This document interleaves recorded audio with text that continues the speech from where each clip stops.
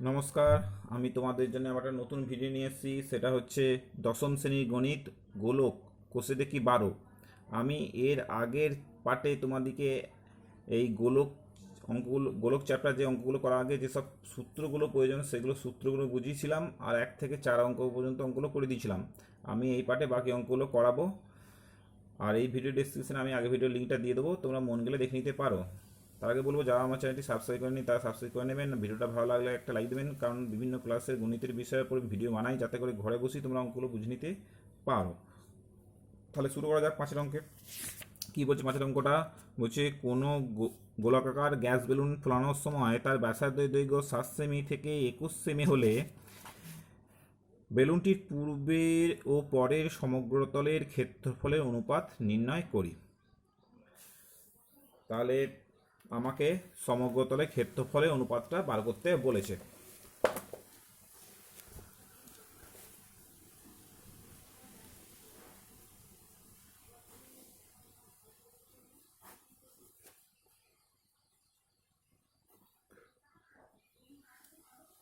পূর্বের ব্যাসার্ধের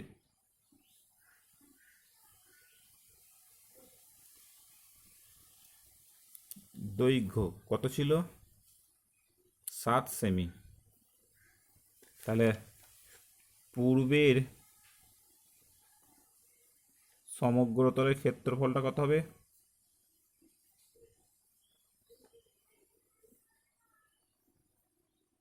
সমগ্রতলের ক্ষেত্রফলের সূত্র হচ্ছে কি? 4πr²। এত এককটা হবে বর্গ সেমি, যেখানে আরটা হচ্ছে ব্যাসার্ধের দৈর্ঘ্য। তার মানে 4 গুণিত পাই মানে 22/7, আর আর মানে হচ্ছে 7, মানে 7 গুণিত 7 এত বর্গ সেমি। এবার ফোলানোর পর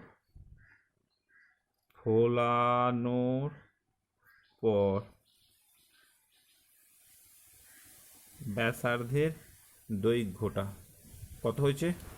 21 সেমি। তাহলে অর্থাৎ ফোলানোর পর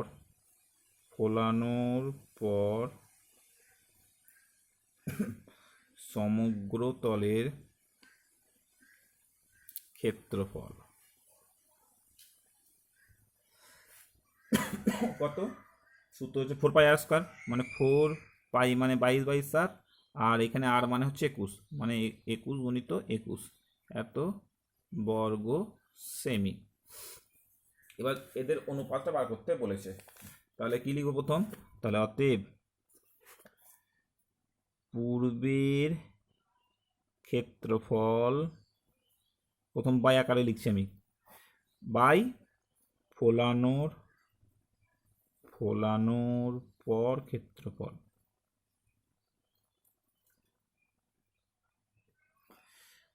পূর্বের ক্ষেত্রফল কত বেরিয়েছে? 4 গুণিত 22/7 গুণিত 7 গুণিত 7, আর ফোলানোর পর হচ্ছে 4 গুণিত 22/7 গুণিত 21 গুণিত 21। উপরে 4 নিচে 4 কেটে গেল, উপরে 22/7 নিচে 22/7 কেটে গেল, উপরে 3 7 21, আবার 3 7 21। তার মানে কি হলো? উপরে শুধু রইল 1, নিচে রইল 9, তাই তো? তার মানে অতএব পূর্বের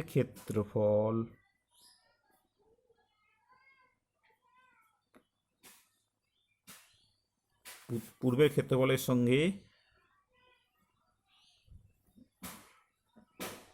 ফোলানোর পর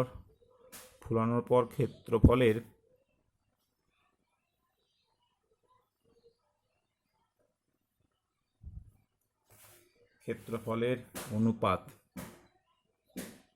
কত হলো? 1:9, তাই তো?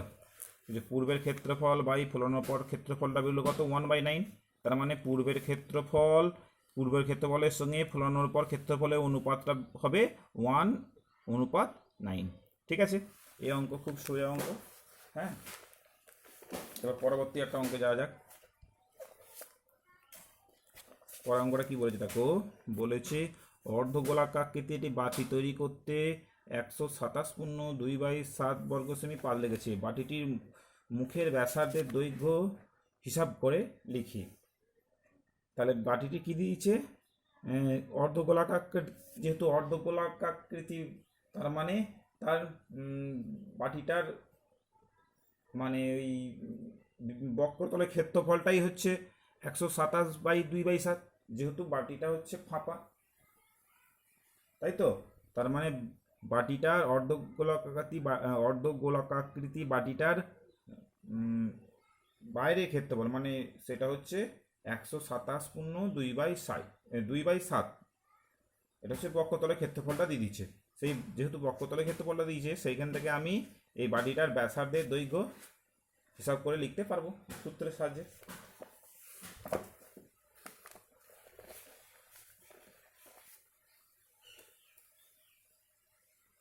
তাহলে প্রথমে লিখি কি, ধরি অর্ধগোলাকৃতি বাটিটির ব্যাসার্ধের দৈর্ঘ্য এটা ধরে নিচ্ছি কত না 8 সেমি, এটা ধরে নিচ্ছি। তাহলে 8 সেমি যদি ব্যাসার্ধের দৈর্ঘ্য হয়, তার বক্রতলের ক্ষেত্রফল কত হবে? যেহেতু বাটিটা অর্ধগোলাকৃতি, তাহলে তার বক্রতলের ক্ষেত্রফলের সূত্র হচ্ছে 2πr²। তাহলে অতএব বাটিটির বক্রতলের ক্ষেত্রফল কি 2πr², এত বর্গ সেমি। ঠিক আছে, এবার দেখো আমাকে দিয়ে দিয়েছে কি, এই বক্রতলের ক্ষেত্রফলটা আমার হিসেবে বেরোলো 2πr², আর বইতে দিয়েছে এটা সমানই হচ্ছে 127/2/7। তাহলে শর্তানুসারে লিখতে পারি আমি, শর্তানুসারে 2πr² সমান হচ্ছে 127/2/7। তাহলে বা 2πr² সমান, এটা যদি মিশ্র ভগ্নাংশটাকে অপকৃত ভগ্নাংশে নিয়ে যাও, কী করতে হবে, এটার সঙ্গে এটা গুণ, অপরটা যোগ। 127-এর সঙ্গে 7 গুণ করলে কত হবে? 127-এর সঙ্গে 7 গুণ, 7 7 49, 7 একে 4, 7 2 14, 4 18, হাতে 1, 7 1 7, 7 1 8, 889-এর সঙ্গে 2 যোগ করলে 891, তার মানে 891/7 বা 2 ইন্টু পাই মানে হচ্ছে 22/7 ইন্টু r², এটা সমান 891/7 বা r² সমান 891/7। তাহলে দেখো 2 গুণিত 22টা যেহেতু ওপরে আছে, সেটা সমান চিহ্ন ওদিকে গেলে কী হয়ে যাবে, নিচে চলে যাবে। আর 7টা যেহেতু নিচে আছে, সমান চিহ্ন ওদিকে পাঠালে সেটা উপরে চলে যাবে। এবার কাটাকাটি করো, এই 7 কেটে গেল। ঠিক আছে, এবার দেখো 11 দুগুণে 22, 8 11 88, 1 1 কে 8, অর্থাৎ 891-কে 11 দিয়ে ভাগ করলে হয় 81, আর 22-কে 11 দিয়ে ভাগ করলে হয় 2, তার মানে কত হলো 81/4। তাহলে বা আর সমান কত, √81/4। তাহলে 81 বর্গমূল কত, 9 9 81, মানে 81 বর্গমূল হবে 9, আর 4 বর্গমূল 2 2 4 2, তাহলে আর সমান কত বেরোলো 9/2। তাহলে তোমাকে এই আর মানে কি, আর মানে ধরেছিলাম আমি ব্যাসার্ধের দৈর্ঘ্য, তাহলে মানে ব্যাস কত, তাহলে অতএব ব্যাস সমান 2r, তার মানে কত 2 গুণিত আর মানে হচ্ছে 9/2, এই 2 2 কেটে গেল, কত হলো 9 সেমি। ঠিক আছে, তাহলে আমি ব্যাসের দৈর্ঘ্যটা পেয়ে গেলাম 9 সেমি। ঠিক আছে, এর পরবর্তী অঙ্কে যাওয়া যাক,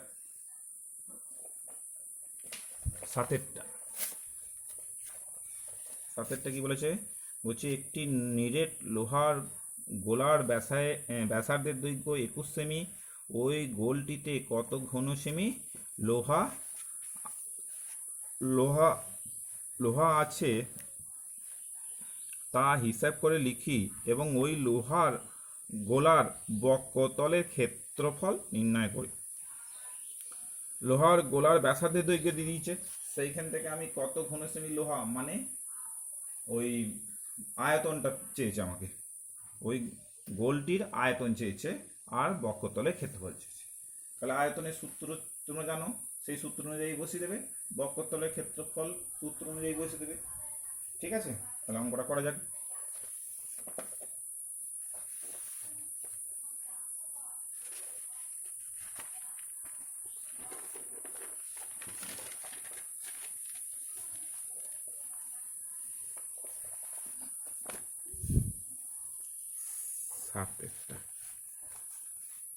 তাহলে ব্যাসার্ধের দৈর্ঘ্য কত দিয়েছে? ব্যাসার্ধের দৈর্ঘ্য হচ্ছে 2.1 সেমি।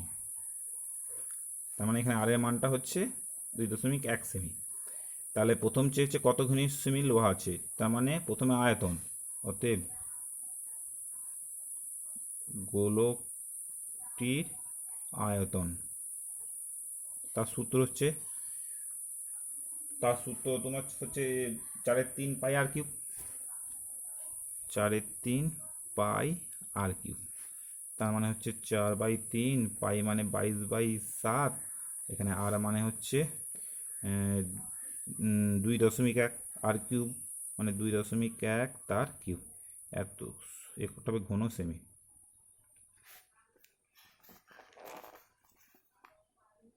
ঘন সেমি, তার মানে কি হলো 4/3 গুণিত 22 গুণিত 2.1 গুণিত 2.1 গুণিত 2.1, আর নিচে আছে 7, 3 × 7, এত ঘন সেমি। ঠিক আছে, এবার এটাকে এটার সঙ্গে এটা গুণ, এটার সঙ্গে এটা গুণ, এটার সঙ্গে এটা গুণ, এটার সঙ্গে এটা গুণ বাই 3 × 7। ঠিক আছে, এটা তোমাদেরকে করতে হবে। এটা কাটাকাটি করে সমস্ত কিছু তোমরা গুণ ভাগ করে দেখবে তোমাদেরকে কত বেরোবে। তোমাদের আর একটা সুবিধার জন্য আমি একটা করে দিচ্ছি, হ্যাঁ, আর একটু ক্যালকুলেশনটা করে দিচ্ছি। 4 × 22 গুণিত 21 গুণিত 21 গুণিত 21, উপরে দশমিকগুলো তুলে দিলাম। তার মানে নিচে কি হবে, যেহেতু একটা পর দশমিক তুলেছি তাই এক একটা শূন্য, গুণিত এখানেও একটা পর দশমিক তুলেছি তাই নিচে এক একটা শূন্য, এখানেও যেহেতু একটা পর দশমিক তুলেছি নিচে এক একটা শূন্য খালাম, এত ঘন সেমি। ঠিক আছে, এবার এটা গুণ, এই দেখো 3 × 7 = 21, আর এই 7 7 কেটে গেল। ঠিক আছে, এবার দেখো 4 গুণিত 22 গুণিত 21 গুণিত 21, এই গুণটা করে নেবে। এই গুণটা করলে কত বেরোবে? 4/22, 4কে 22 দিয়ে গুণ করলে 88, 88কে 21 দিয়ে গুণ করলে কত হয়? 8 × 8, 8 × 8, এখানে 8 × 2 = 16, আর 2 × 16 = 17, মানে কত হলো? 8, 8 × 6 = 14, হাত থেকে 1, 7 × 8, 1, আবার একে 21 দিয়ে গুণ, 8 × 1 = 8, 4 × 1 = 4, 8 × 1 = 8, 1, একে 2 দিয়ে গুণ করলে 8 × 2 = 16, হাত থেকে 1, 4 × 2 = 8, 1 = 9, 8 × 2 = 16, হাত থেকে 1, 2 × 1 = 2, 1 × 3, 8, 6 × 4 = 10, 8 আর 9 = 17, 1 × 18, 6 × 1 = 7, 1 × 8, 3, তার মানে কত হলো? এখানে হলো 3, 8, 8, 0, 8, আর নিচে 3টে 10-এর গুণ মানে 1 গায়ে 3টে শূন্য, এত ঘন সেমি। তার মানে কত হলো? যেহেতু নিচে 1 গায়ে 3টে শূন্য দিয়ে ভাগ মানে কি, ওপরে 3টের এই ডান দিক থেকে 3টের পর দশমিকটা বসে যাবে, তার মানে কত হবে? 38.808 ঘন সেমি। তাহলে আমার গোলকের আয়তনটা বেরিয়ে গেল। এবার বার করতে বলেছে বক্ষতলের ক্ষেত্রফল, অতএব গোলকটির বক্রতলের ক্ষেত্রফল, বক্ষতলের ক্ষেত্রফলের সূত্র হচ্ছে 4 পাই r², এত বর্গ সেমি। তার মানে 4 পাই মানে 22/7, আর আর মানে হচ্ছে 2.1, 2.1, এত বর্গ সেমি। এটা তোমরা ক্যালকুলেশনটা ঘরে করে নেবে, নিয়ে তোমাদের দেখবে আসবে 55.44 বর্গ সেমি। এই ক্যালকুলেশনটা তোমরা ঘরে করবে। তাহলে আমার গোলকটির বক্ষতলের ক্ষেত্রফলও পেয়ে গেলাম, আর গোলকটির আয়তনও পেয়ে গেলাম। ওকে, খুবই সোজা অঙ্ক, শুধু সূত্রগুলো মনে রাখা।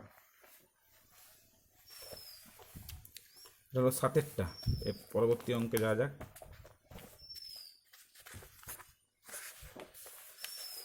কি বলেছে, বলছে আটেরটা দেখো, বলছে একটি নিরেট সিসার গোলকের ব্যাসের দৈর্ঘ্য 14 সেমি, ওই গোলকটি গলিয়ে 3.5 সেমি দৈর্ঘ্যের ব্যাসার্ধের কতগুলি নিরেট গোলক তৈরি করা যাবে হিসাব করে লিখি। তাহলে একটা বড় গোলক থেকে কয়েকটা ছোট গোলক তৈরি করা হচ্ছে, তাহলে বড় গোলক থেকে কটা ছোট গোলক তৈরি করা যাবে সেটা বার করতে বলেছে। তাহলে প্রথম আমি বড় গোলকের আয়তন বার করব, তারপর তারপর আমি ছোট গোলকের আয়তন বার করব, নিয়ে বড় গোলকের আয়তন থেকে ছোট গোলকের আয়তন ভাগ করে দেবো। তাহলে প্রথম নিরেট ব্যাসের দৈর্ঘ্য দিচ্ছে 14 সেমি, তার মানে ব্যাসের দৈর্ঘ্য বার করতে হবে। অতএব নিরেট সিসার ব্যাসার্ধের দৈর্ঘ্য আর সমান কত, 14/2 সমান হচ্ছে 7 সেমি, এটা বেরিয়ে গেল। অতএব নিরেট সিসার আয়তন 3 পাই আর কিউব, এত ঘন সেমি, তার মানে 4/3 গুণিত পাই মানে 22/7, আর কিউব মানে 3টে 7-এর গুণ, এত ঘন সেমি। এটা হলো, এই পর্যন্ত লিখে গেলাম। এবার দেখো ছোট গোলকের ব্যাসার্ধের দৈর্ঘ্য দিয়েছে কত, ছোট গোলকের ব্যাসার্ধের দৈর্ঘ্য কত দিয়েছে, 3.5 সেমি। তাহলে অতএব ছোট গোলকের আয়তন কত হবে, 4/3 পাই আর কিউব। আর কিউব মানে হচ্ছে আর কিউব মানে এখানে আর মানে 3.5 মানে 3.5-এর হোল কিউব, এত ঘন সেমি। তার মানে কি হলো 4/3।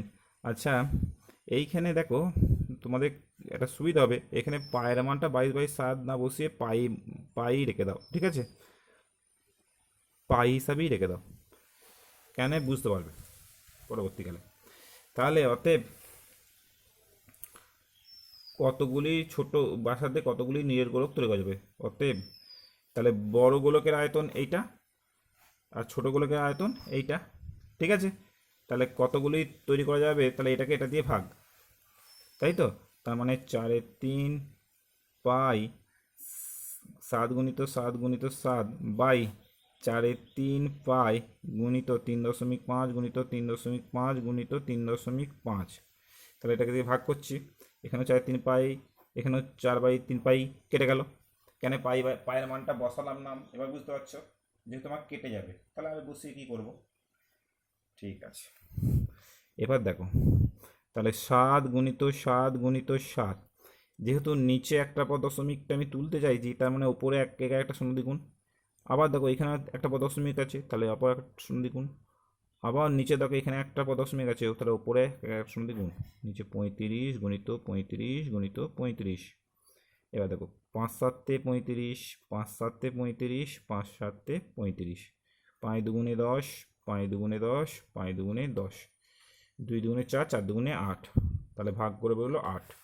তাহলে অতএব 8টি নিরেট গোলক তৈরি করা যাবে, হয়ে গেল অঙ্ক।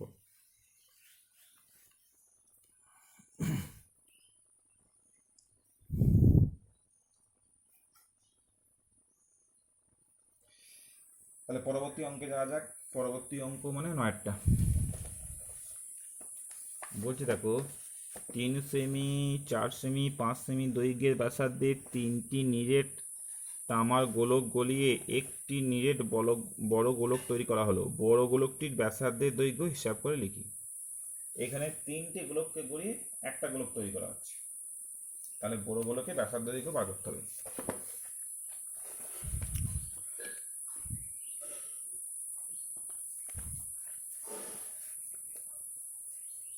তাহলে ধরি বড় গোলকের বড় গোলকের ব্যাসার্ধের দৈর্ঘ্য সমান হচ্ছে আর সেমি। এটা আমি ধরে নিলাম যে বড় গোলকের ব্যাসার্ধ দৈর্ঘ্য 8 সেমি।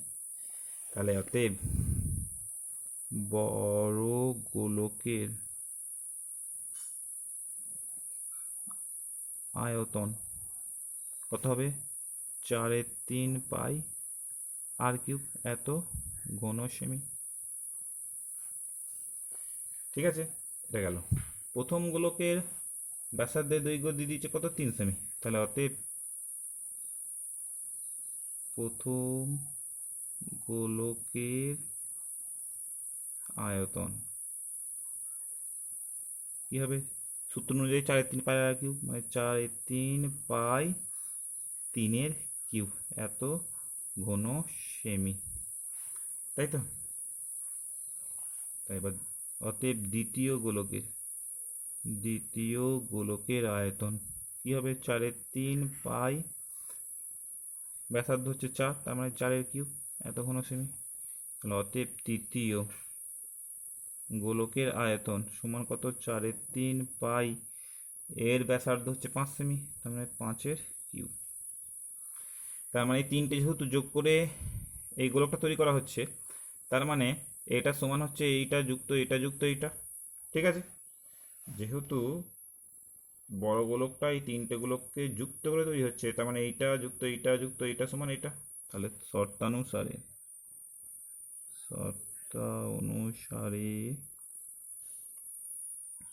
4/3 পাই আর কিউব সমান 4/3 পাই 3 কিউব প্লাস 4/3 পাই 4 কিউব প্লাস 4/3 পাই 5 কিউব। তাহলে বা 4/3 পাই আর কিউব সমান, এখানে সব 4/3 পাইটা কমন নিই না, সবাইকার মধ্যে যেহেতু আছে। তাহলে 3 কিউব মানে কত? 3 দিকে 9, 3 9 27 যুক্ত 4 কিউব মানে কত? 4 4 16, 4 16 64।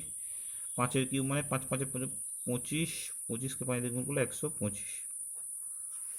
এবার দেখো, এটা সমান চিহ্ন এদিকেও 4/3 পাই এদিকেও 4/3 পাই কেটে গেল। তাহলে বা আর কিউব সমান কত? এই দুটো যোগ করলে 5 আর 9, 5 আর 4 9, 9 আর 7 16, হাতে 1, 2 1 3, 3 আর 6 9 আর 2 11, হাতে 1, 1 1 2, 216। 216 মানে হচ্ছে 6 কিউব। তার মানে অতএব আর সমান কত? 6। তার মানে অতএব বড় গোলকের কি ছিল? ব্যাস না ব্যাসার্ধ? ব্যাসার্ধ। বড় গোলকের ব্যাসার্ধ সমান হচ্ছে কত? 6 সেমি। খুবই সোজা অঙ্ক, যা সূত্রে ফেলা অঙ্ক করো। তাহলে পরবর্তী অঙ্কে যাওয়া যাক। 9টা করালাম।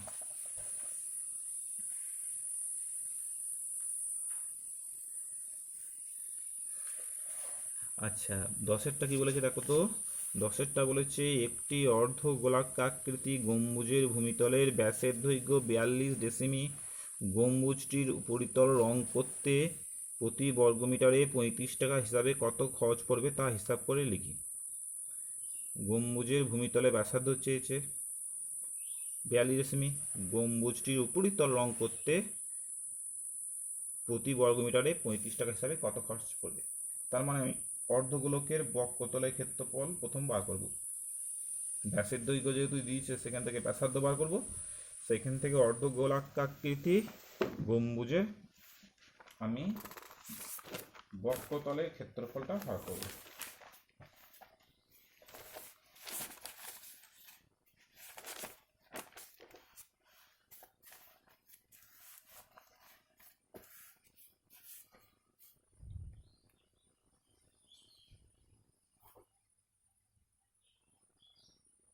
গম্বুজের কি দিয়ে দিচ্ছে? ব্যাস দিয়ে দিচ্ছে। তো গম্বুজের ব্যাসার্ধ সমান, ব্যাস হচ্ছে 42, তাকে 2 দিয়ে ভাগ করলি, 42কে 2 দিয়ে ভাগ করলে 21 এত ডেসিমি। ঠিক আছে, তাহলে গম্বুজের ব্যাসার্ধের দৈর্ঘ্যটা পেয়ে গেলাম। তাহলে অতএব গম্বুজের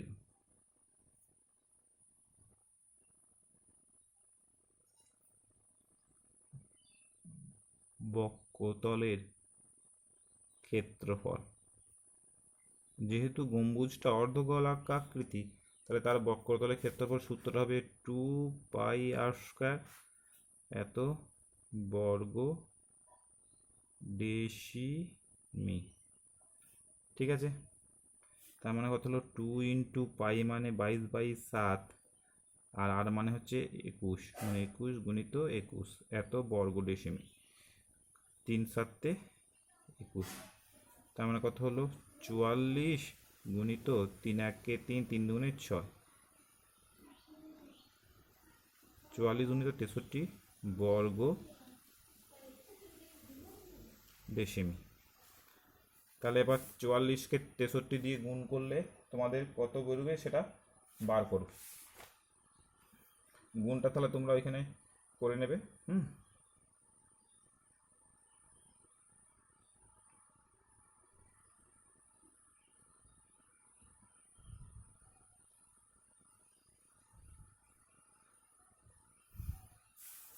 তার মানে 63কে 44 দিয়ে গুণ করলে কত হবে? 3 × 4 = 12, হাতে 1, 424 থেকে 25, 3 × 4 = 12,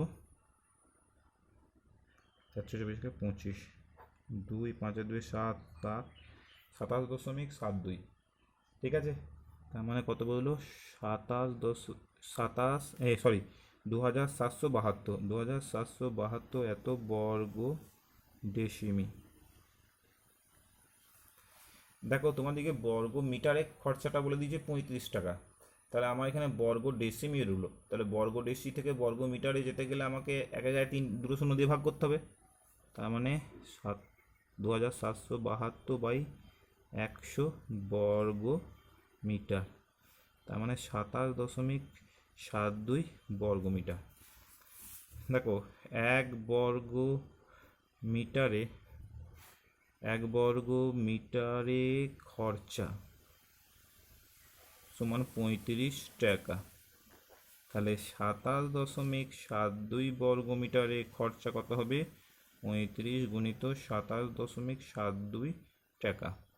তাহলে এটার সঙ্গে এটা গুণ করলে তোমাদেরকে কত বেরোবে? 9, গুণটা করে নেবে, 970.20 টাকা। এটা গুণটা করে নেবে। তাহলে রং করতে কত খরচা হবে? অতএব রং করতে 970.20 টাকা খরচা হবে। তাহলে এই গেল হচ্ছে আমার 10এরটা। এরপর করব 11টা।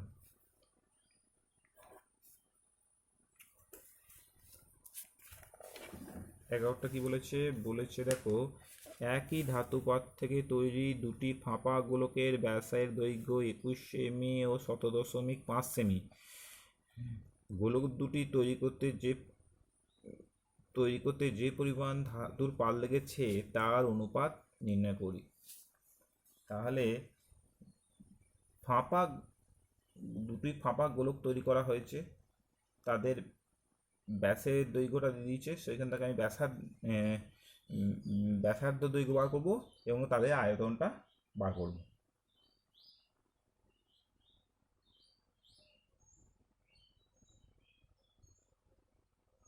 সরি, আয়তন নয়, ক্ষেত্রফলটা বার করব। কত পরিমাণ ধাতু লেগেছে, যেহেতু ফাঁপা ব্যাপারটা, তাহলে আয়তনটা নয়, আমি তার ক্ষেত্রফলটা বার করব।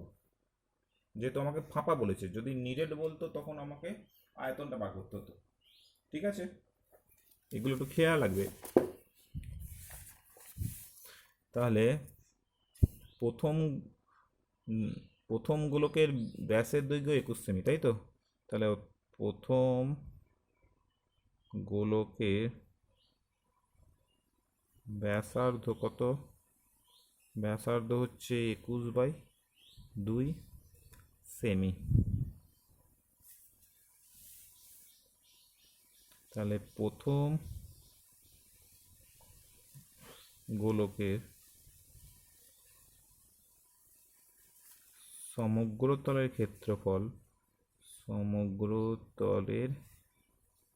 ক্ষেত্রফল, সূত্রটা কি? 4πr², এত বর্গ সেমি। ঠিক আছে, তার মানে 4 আর মানে হচ্ছে 21/2 তার স্কোয়ার বর্গ সেমি। এটা হচ্ছে প্রথম গোলকের ক্ষেত্রফল, সমগ্রতলের ক্ষেত্রফলটা বেরিয়ে গেল। অতএব দ্বিতীয় গোলকের ব্যাসার্ধ কত? 17.5/2 সেমি। তাহলে অতএব দ্বিতীয় গোলকের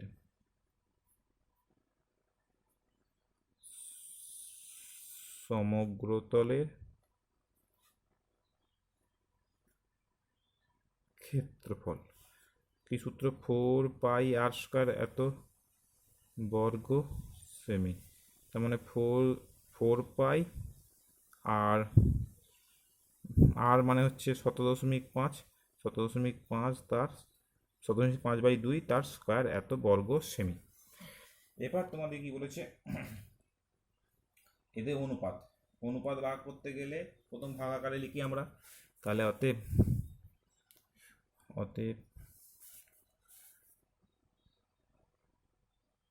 প্রথম গোলকের ক্ষেত্রফল বাই দ্বিতীয় গোলকের ক্ষেত্রফল। প্রথম গোলকের ক্ষেত্রফল কত? 4π21/2 তার স্কোয়ার। দ্বিতীয় হচ্ছে 4π 17.5/2 তার স্কোয়ার। ঠিক আছে, দেখো এই 4π এই নিচে 4π কেটে গেল। তার মানে কি হলো জিনিসটা,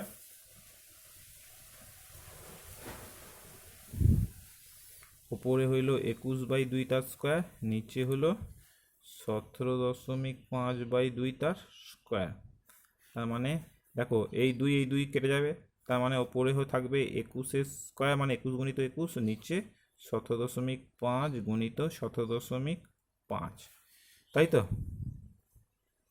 তার মানে দেখো 21 গুণিত 21, নিচে একটা পর দশমিক যেহেতু আছে, ওপরে এক একটা শূন্য, এখানেও ঠিক তেমনি এক একটা শূন্য, বাই 175 গুণিত 175। কাটাকাটি, 5 দুগুণে 10, 3 5 15, 5 5 25। আবার দেখো 5 দুগুণে 10 কাটলে 35, 3 7 21, 5 7 35, 3 7 21, 5 7 35। তার মানে কি হলো, ওপরে হলো 3 থেকে 9, 9 দুগুণে 18, 36, আর নিচে হলো 25। তাহলে 36/25। তাহলে অতএব কি চেয়েছে উত্তরটা?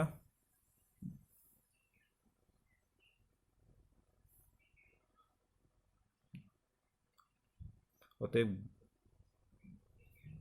গোলক দুটি তৈরি করতে যে পরিমাণ ধাতু লেগেছে তাদের অনুপাত কত? 36:25। এই গেল 11টা। এবার 12টা বলছে, একটি ধাতব গোলকের উপরিতল এমনভাবে কেটে নেওয়া হলো যে নতুন গোলকের বক্ষতলের ক্ষেত্রফল আগের গোলকের ঠিক অর্ধেক হয়। কেটে নেওয়া অংশের আয়তনের সঙ্গে অবশিষ্ট নতুন গোলকের আয়তন অনুপাত নির্ণয় করি। তাহলে দেখো অঙ্কটা করো 12টা। প্রথমে ধরি ধাতব গোলকের ব্যাসার্ধ আর, এটা হচ্ছে কত অঙ্ক? 12টা।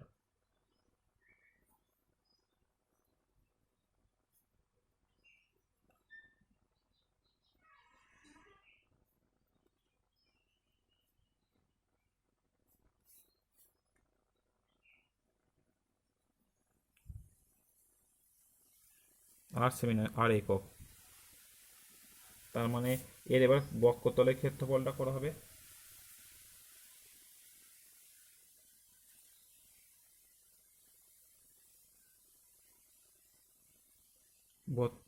ফোর পাই আর স্কোয়ার, 4πr² এত বর্গ একক। এবার নতুন গোলকের ব্যাসার্ধটা হচ্ছে আর, ধরি নতুন গোলকের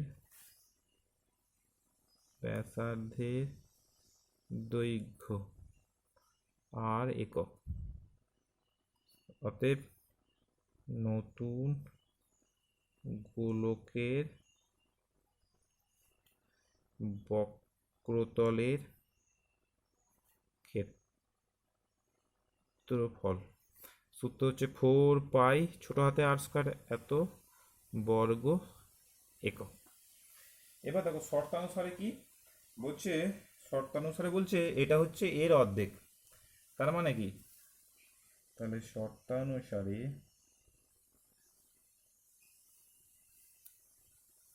4πr²/2 সমান 4π ছোট হাতে আর স্কোয়ার, এটা বলে দিয়েছে।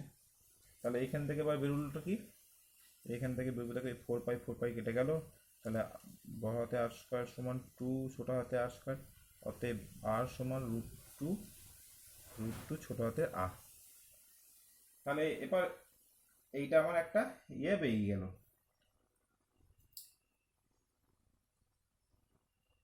এবার তোমাকে চেয়েছে কেটে নেওয়া অংশের আয়তনের সঙ্গে অবশিষ্ট গোলকের আয়তন। তাহলে দেখো আমি কি এই বড়টার সঙ্গে এই ছোটটা কেটে নিচ্ছি, তাই তো, তেমন এটা থেকে এটা বিয়োগ হবে, যেহেতু কেটে নিচ্ছি মানে আয়তন আর আয়তন কাটছি। হ্যাঁ, তাহলে এবার ধাতব গোলকের আয়তনটা কত বা করো, ধাতব গোলকের আয়তন তার সূত্র হচ্ছে 4/3 বড় হাতে আর কিউব এত ঘন একক। ছোট গোলকের আয়তন সেটা হচ্ছে 4/3 ছোট আর কিউব এত ঘন একক, এককটা হবে ঘন একক। ঠিক আছে, ঘন একক। এবার তোমাকে চেয়েছে কি, তাহলে অতএব কেটে নেওয়া অংশের আয়তনের সঙ্গে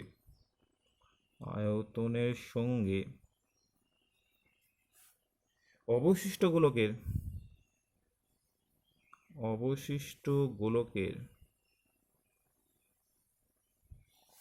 আয়তনের অনুপাত,